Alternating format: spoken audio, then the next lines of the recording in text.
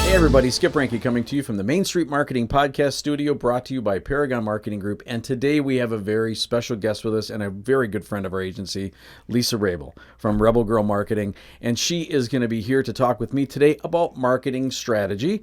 And when we talk about marketing, 20 different people, if you ask them the question, marketing, they're all going to come up with a different answer. Everybody has a different view on it. Everybody has a different idea of what marketing is. We tackle it all the time with our clients. I'm going to turn that over to you. What about marketing? What do you think?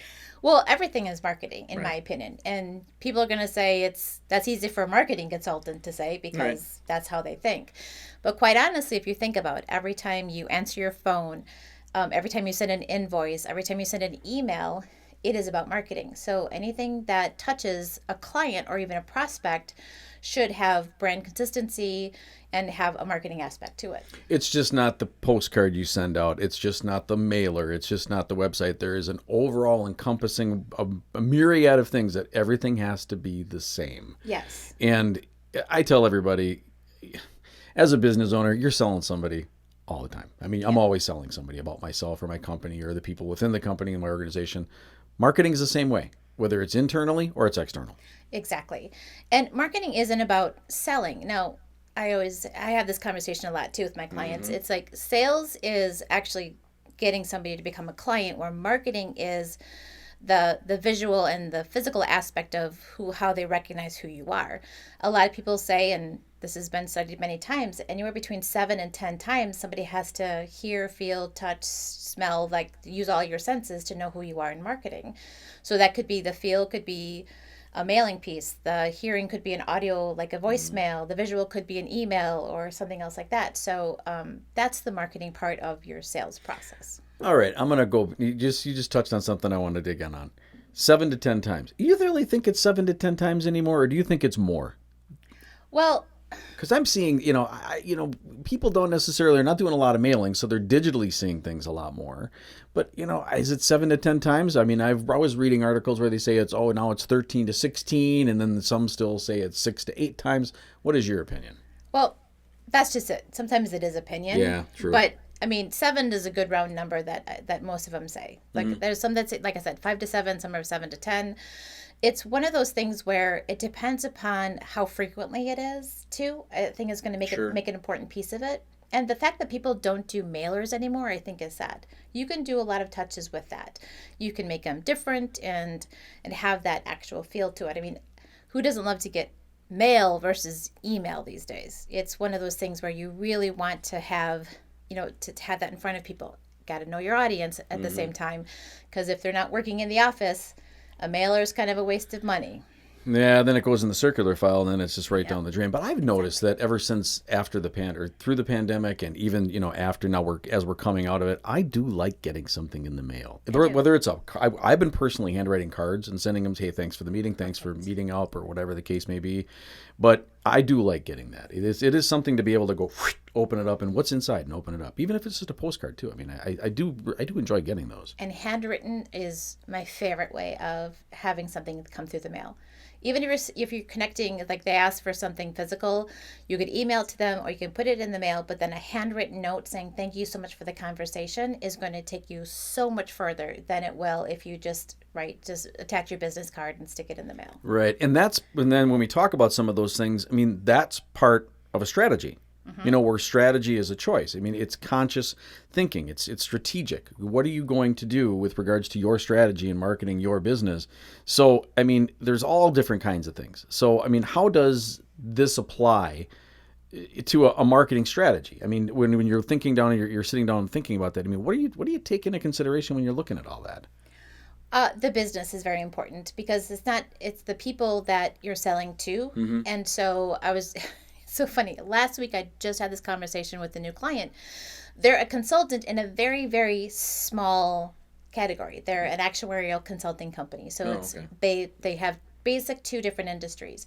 So they were saying, well, I read an article that you should post 2 blogs and do this and do that. And I said, well, that'd be really great if you were a bakery because they need to know what do you have daily specials, what's going on, what's fresh, is there anything, as for holidays, you're making a special 4th of July or Memorial Day cake, then yes. But if you're a consultant in a very narrow industry, you have to look at what your market's going to do and where they're going to hang out. Yeah, we've run across that in a variety of different times, and we've talked about it with some of the works we've co-authored. People have this conception of that they read it in an article, and that is like law. Mm-hmm. I have to do 3 blogs a month. Right. Well, do you? Right. I mean, is that the right thing? Well, I have to do 6 social media posts a week. Is it too much? Maybe that's not the right thing for you. So it is part of that, and that's all part of that planning for who you're reaching. Right. I always compare it to like chicken noodle soup or Caesar salad. If you think about it, chicken noodle soup has basically the same ingredients across the board. Same thing as a Caesar salad. There's really not anything different, like it has the basic same ingredients. And marketing is the same way. We all have access to the exact same outlets, the exact same channels. Mm-hmm. We all have access to digital and press releases and to print ads and to podcasts and Sure. anything else you want to do. And so for me, it's about how do you take those same ingredients that everybody else has and pick out the pieces that really stand out, make the difference, and create your own special ingredients that become the recipe for the marketing strategy that is specific to your organization, which is why the articles aren't very reliable, because they're talking to pretty much everybody. It's a broad brush. Well, and I hate to say this, but digital marketing people are probably writing the digital marketing ads. Right on. Yeah. That makes sense. And the same thing goes for the press release. People who write press releases say press release is the most important. So be sure to consider the source of who it is. If it's a person who's a content writer and they want to scare you, that say that you need 2 blogs a week, and you're like, I'm not a blog writer. Oh my gosh, I should probably hire somebody to do that. I mean, so like just consider the source when you're reading those articles. Yeah, I don't know if I'm ever going to look at chicken soup and Caesar salad again without thinking about marketing. So Right. The next time I'm at a restaurant, Caesar salad, Lisa. So that'll happen. So when we talk about that, what are some of the foundational parts when we're talking about a marketing strategy? First of all, knowing who you're selling to. Because people, even though you're selling to a specific group of people, that doesn't mean that you should be selling to them. Right. Because when we first start our businesses, we all make this mistake. Revenue is revenue. How do I get more money in the thing? This guy's going to pay me, so I'm going to hire him. So, but that might not be the most ideal client. Mm-hmm. And I think if you go back and you just sit down and go, who is the best client I've ever had? And then ask yourself why they were the best client. It wasn't just the fact that they paid you a lot of money, because some of the people who pay you the most money are the ones who are the biggest headaches to you and your team. So go back and just making sure that you know what your ideal client is. I think that's foundational. And then what is the message you want to give them? And what are the problems that you solve? So knowing who your ideal client is and the problems you solve for them is going to be the 2 basic foundational pieces for your marketing strategy. And that's an interesting point. One of the questions, we ask when we're working with clients is say, think about your ideal client. Mm-hmm. Now, what would your business look like if you had 100 clients just like that? Mm-hmm. And you see people sit back and go, oh, wow, maybe I'm looking at this wrong. I don't want to be, when you first start, you say, I want everybody who's got a pulse. Yeah. But that's, maybe that's not the best thing in the world. And when you put that into that questional, or that way of questioning people how to do that, they kind of like, oh, wow, I never really thought about it that way. I mean, how much different would your business be? Well, not only that, but it's also, I look at things not just from a marketing standpoint, but from a business standpoint. Mm-hmm. So where are you spending a lot of time in a service or a product that you're not making a lot of margin on, but take a lot of work? Or do you have a product line that you have more fun doing or selling, and it's a product line that you have a larger margin on? So I have a friend who is a consultant. He doesn't make a lot of money on the consulting, but he has a product that he loves to sell that has a much higher margin, but he has to sell a lot more of them. Mm-hmm. But he has more fun doing that than he does one that makes him more like revenue coming in. Right. And so their marketing strategy is not just about the ideal client and what the problems you solve, but is like, what are the services and the products you want to sell, and then sell the ones that have the higher margin and sell the ones that your company likes to Yeah, and you and I have had conversations just together about both of our businesses, Yeah. and things that we go, geez, I should really thinking about doing that, and how do you do that? And it's really great having somebody like Lisa to bounce ideas off of. And if we always we start with a conversation and it ends up going from here and it's out over here, Oh, and absolutely. that's perfectly fine. But that's what we do. But look, now we're two different. We're business owners in a like industry, but there's tons of sole proprietors and small business people out there. How do they go about pulling together a marketing strategy? Good question. No, I'm just kidding. The great thing about being a small business owner is that there's a lot of other small business owners out there, Right. and a lot of organizations and associations and collectives that are going to be out there to help you. And so you have to stop thinking like you're in this alone. I mean, you might do the work alone, but that doesn't mean you have to be alone by doing it. If you do have a couple people on your team, then ask them. I have a client who's a manufacturer, and I said, have you ever asked the people in your manufacturing on the shop floor if they have any marketing ideas? And he goes, well, why would I do that? I said, they're touching your product every single day. You don't think that they might have an idea or two? And if they don't, at least you've included them, and it builds that internal branding, that internal marketing to say, I care about you and your thoughts, and you're not just somebody on my floor.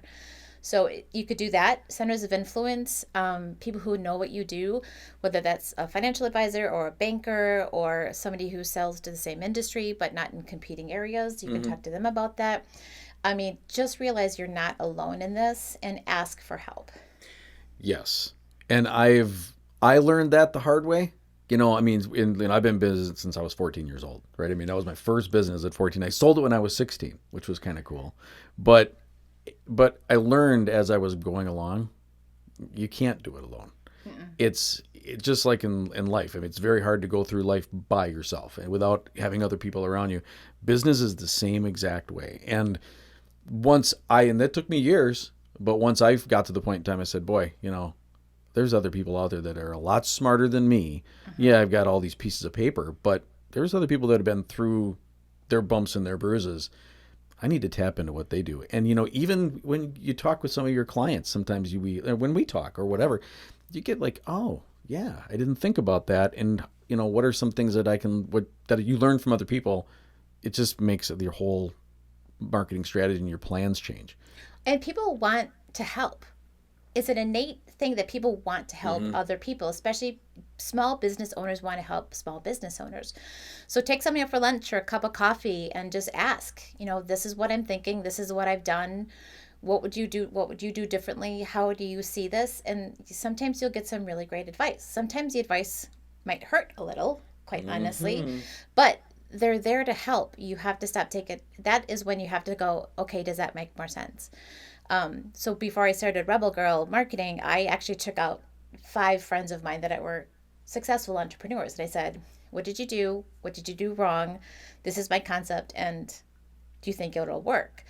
And so the whole concept of Rebel Girl is to be hired for very short periods of time to help somebody launch their marketing, get them going on strategy, and then let them go on. Like the whole teach a man to fish, teach a man to market. Right.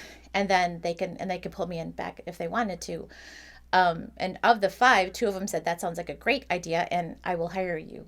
Let me know when you start. And I was like, okay. And they became clients and it was awesome. Right. But you have to ask the question before otherwise you're never going to find out. Yeah. I mean, I look at, I look at Paragon where it started. It's a ball of Play-Doh, right? And you're just kind of molding it, you're shaping it and say, well, that piece didn't work and I did that wrong.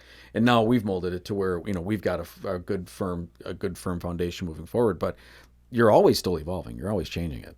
And, Right. and that's part of the business. That's part of growing it. And that's part of what you do. So I really like the idea of being able to talk to other people, even like, local forums or, we have like our B&I network. A lot of times that could be just like 2 or 3 people after a meeting just saying, oh, this ABC accounting program is driving me nuts. Do you use it? Oh yeah, this is what I've done. Little things like that. Right. Just add insight even on a myriad of different things, but it's pretty amazing. So when we talk about our businesses, one thing that I've noticed, and then I've noticed some of our clients and other people I work with, is their message is different a lot. And not necessarily, on paper, but they have a bad elevator's pitch. Oh, yeah. Lots of And those. and we talk about, and people say, "Wow, why do you have to have that?" But having your elevator speech is really crucial, in my opinion. What is your opinion on that? Well, it's a first impression. I mean, if you think about it, you go on a blind date, there's it doesn't take long to get a first impression on the person across the table. And the same thing is with networking. And so you got to know your audience. And so I have a service that I call Perfecting Your Pitch. And it's perfecting because it's never perfect. It's always going to be evolving. Just like your marketing strategy needs to move and evolve, and it's a live document. You take out the things that doesn't work, you put things back in. Elevator pitch is the same thing. And so I have 3 basic pitches that I use all the time. And in a basic networking group, when you don't really know your audience, I would have something fun and casual. So people say, "Oh, Lisa, what do you do?" I'm like, "Oh, I'm the Nanny McPhee of marketing." And hopefully Disney never catches on and sues me. But and they always like, "Well, what does that mean?" And I say, I help people as long as they need me, and then I'm gone. And people really relate to that. And then it starts a conversation. Because if you think about what is a pitch, it's to start something. Right. A pitcher throws it to the catcher to start a game. A pitch is the same way. What I find a lot of people doing is the whole show up and throw up of, "Hey, what do you do?" And 2 minutes later, they're still talking. Right? Yes. We've all been there. I always compare that to the Forrest Gump, like I make this kind of shrimp and that kind of Right. shrimp, that whole speech, and Yep. 4 hours later he's still talking. And so what's funny is that when I use that reference, people go, "Oh my gosh, that's my pitch," and so that's why we work on that. And so if it's a group full of business owners, like more serious people, what I'll say is my job is to make sure that when your customers or your prospects need what you have, they think of you before your competition. Right. And that speaks to the business owner aspect. So it's knowing that. And the best thing about that is that once you kind of figure out what that pitch is and you memorize it, and someone says, "Hey, Skip, what do?" You don't have to think about it. It just automatically comes off the tongue. Right. Because nobody wants to sit there and go, "Wait, I know this. I think I need to say, wait, hold on. I know I practiced this." Just But give it me a second." happens. It happens all the time. And you're there, and it's really uncomfortable. I know. I mean, it really is. You're like, okay. You're looking around the room. Is there Yeah, anybody else? let's see who else is out there, and your open networking becomes closed, and you disappear. But it's true though. I mean, and I can't tell you. I mean, I'm really critical of myself when it comes to networking and when I'm talking with people, and I can't tell you how many times I've gone into something and I forget it. I'll forget what I normally will say, and then I just go bleh. And it's like let me tell you what I know. And I say everything that comes out of my head. And when it's done, someone's like, "Okay." And off they go. And it's like, oh, you get done. You're like, I can't believe I did that. But it does happen.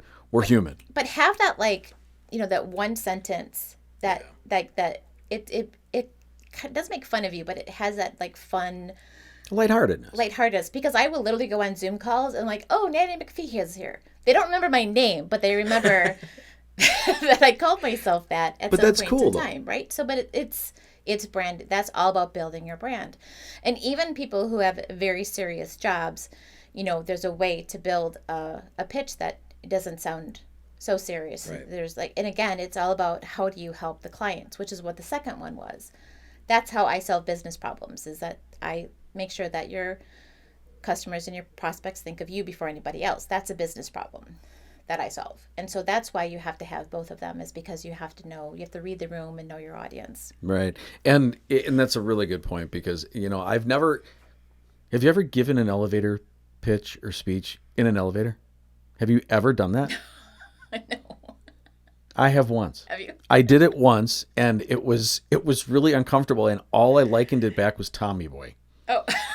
Where they said a little heavy on the pine for perfume there, didn't it? But no, it's air freshener that defines it. But really, I was talking with a person that I really wanted to speak with on an elevator. It didn't end well.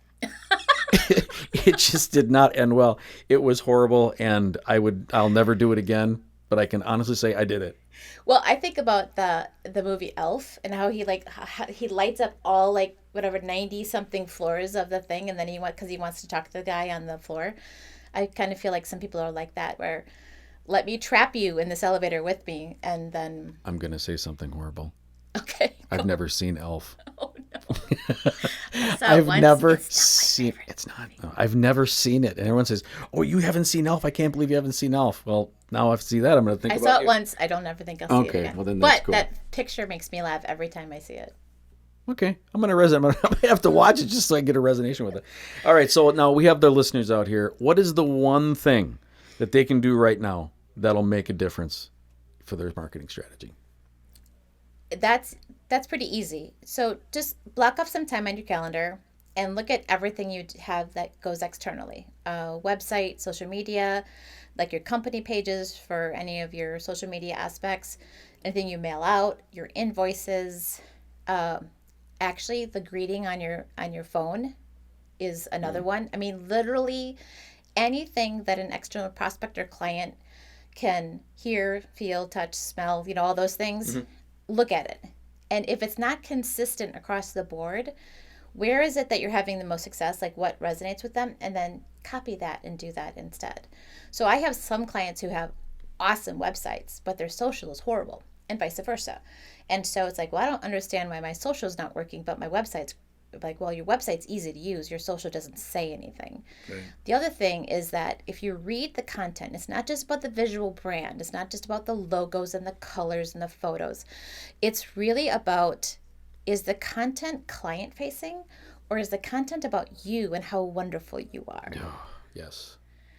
So I had a really, really nice guy, and his website was all about how he's just this awesome person, which he really is, but it was not awesome as in, this is why I help. My clients, it was like, look at me kind of a thing. And once we just switched some content, he was like so much happy. He's like, I've never been happy with my website, and I couldn't figure out why, because it was about him, and he didn't want that. Mm-hmm. But it was about, because somebody else did it, but it was about, once he decided to do it about, this is how I help my clients, he now he shares it in his social. Now he doesn't mind people going to it. Now he has an e-commerce on it, because before he was like, I don't want to send people there, but I can't figure out why. Mm-hmm. And so sometimes it takes that outside perspective to see that it's more about them and not about the client. That's a really good point, because I can't tell you how many times on a year we say, well, my website's horrible, don't look at it. Well, why is that? Well, don't tell me why you think it's horrible. And they say, I don't know. Mm-hmm. It just isn't something that I'm proud of. That's an indication that you need to do something. Right. I mean, if you think that in any way, shape, or form, do something. Yeah. Because if you think that, you're not going to show it, you're not going to share it with anybody, you're not going to send anybody to it, and something's wrong, because the website's one of the front windows to your business, especially if someone's searching it. So, I mean, if they land on it. So, but if there's something wrong, you need to make changes on it. But yeah, it's okay to tell people about yourself, and how but make sure you're telling them your why, how you can help. Yeah. What's the difference you can make? That's a really good point. Yeah, and one of the things is why it's not a bad thing to talk about your qualifications, because you can say, this is how I help my clients and this is why I'm qualified. Mm-hmm. And so, people will always ask, well, what qualifies you as a marketing strategist? And then I tell them how many years that I've been doing sales and marketing. And they're always like, oh. And I say, when I spent 12 or 15 of those years in corporate sales. So I understand what it's like to be in front of a client. A lot of marketing people have never actually had to sell, which is why as a business owner, you do so well, is because you have to sell and you have to market. So you know what it's like to be out there doing the pitches and getting in front of the prospects and what that looks like. And so it's very easy to do that. So the same people that you would go to help build your marketing, you can do the same thing, like your centers of influence and your clients and stuff. Hey, I'm redoing my marketing. Could you just take a look and let me know what you think? And then just be ready for anything. Try to neutralize yourself to it. Say, this is the good stuff, this is the bad stuff, because even though business is personal, sometimes you just have to go, oh, I didn't understand that, and then fix it. Mm-hmm. I don't do everything perfectly. No. You don't do everything perfectly. Just accept the fact that sometimes we do something that we make a mistake, and fix it and move on. Kind of let that stuff roll off you like the water off a duck's back, because sometimes you think that it's right, you think that it's good, you think that's perfect, but it's in your eyes, and other people have a different perception, because after all, a lot of things is for the user. Yeah. It's about them, not about you. And we forget about that from time to time. So those are the two biggest things that I tell people is, like, one, everything is marketing. Mm-hmm. And two, it's not about you, it's about them. Yep, that is a great way to end this. That is an absolute perfect way to do it. So I want to thank Lisa for being on today from Rebel Girl Marketing. If we're going to have her information on the screen, you want to reach out and talk to her, definitely drop her a line. She's a wonderful source to do it. She's amazing. She's wonderful. She's a good friend of the agency. We work together on a lot of things. So thank you very much for coming on today. Thank you for we having appreciate it. Again, this is Skip Ranke from Main Street Marketing, brought to you by Paragon Marketing Group. Stay tuned. We're going to have some really good stuff coming up in the next couple of weeks. We've got a newer technology that we're going to release, and then we're going to be also having some conversations about video again. And Nate didn't know that until right now, but that's okay. We've got some more topics we got to talk about. So again, thanks. And thanks for coming on today. And thank you. And be sure to subscribe because we got more coming. Thanks. See you later.